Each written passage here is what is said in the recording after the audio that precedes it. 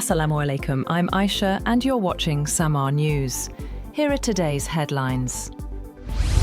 US President Donald Trump has praised British troops as brave warriors, a day after comments he made about NATO forces in Afghanistan drew widespread condemnation. British Prime Minister Keir Starmer described Trump's earlier remarks as insulting and appalling after the US President suggested European troops had stayed off the front lines during the Afghanistan war.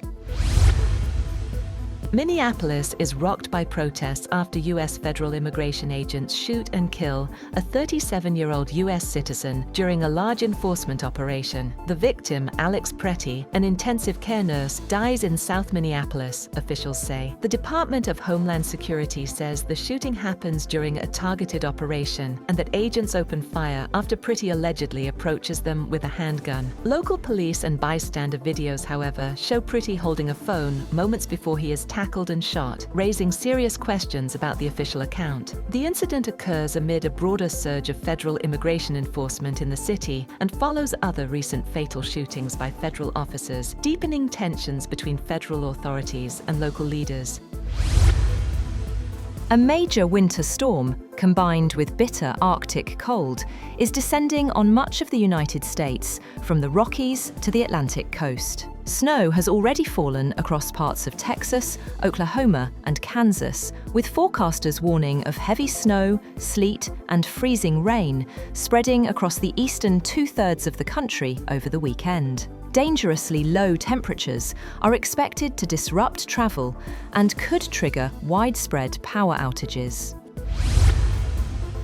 A powerful winter storm sweeping the United States has left more than 230,000 customers without power and forced the cancellation of over 4,000 flights. The storm, stretching from Texas to the eastern states, is bringing heavy snow, sleet, freezing rain, and dangerously cold temperatures, with forecasters warning of major travel disruptions in the days ahead.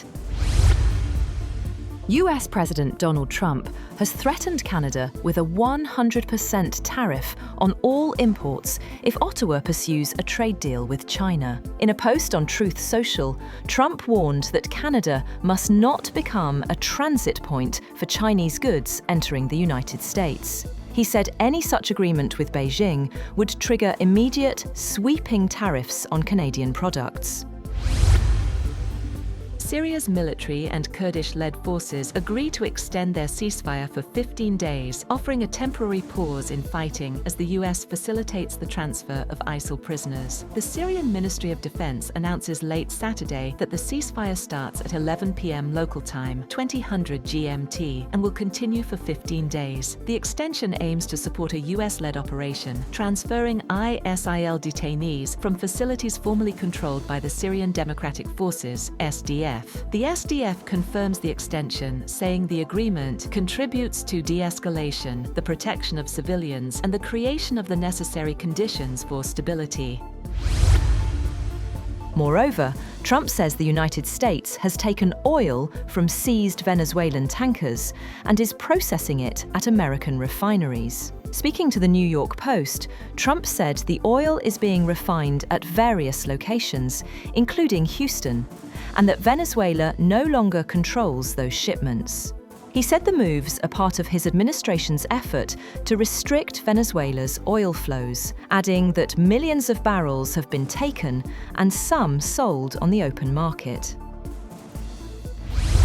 China's Communist Party has decided to open an investigation into senior military officials Zhang Youxia and Liu Zhenli for suspected serious violations of discipline and law.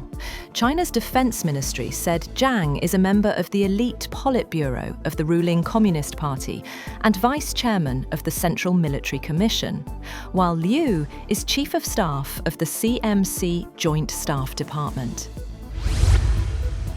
US-brokered peace talks between Ukraine and Russia have ended in Abu Dhabi without a deal, following overnight Russian airstrikes that left over 1 million Ukrainians without power in sub-zero winter conditions. Officials from both Moscow and Kyiv said no agreement was reached, but both sides remain open to future dialogue.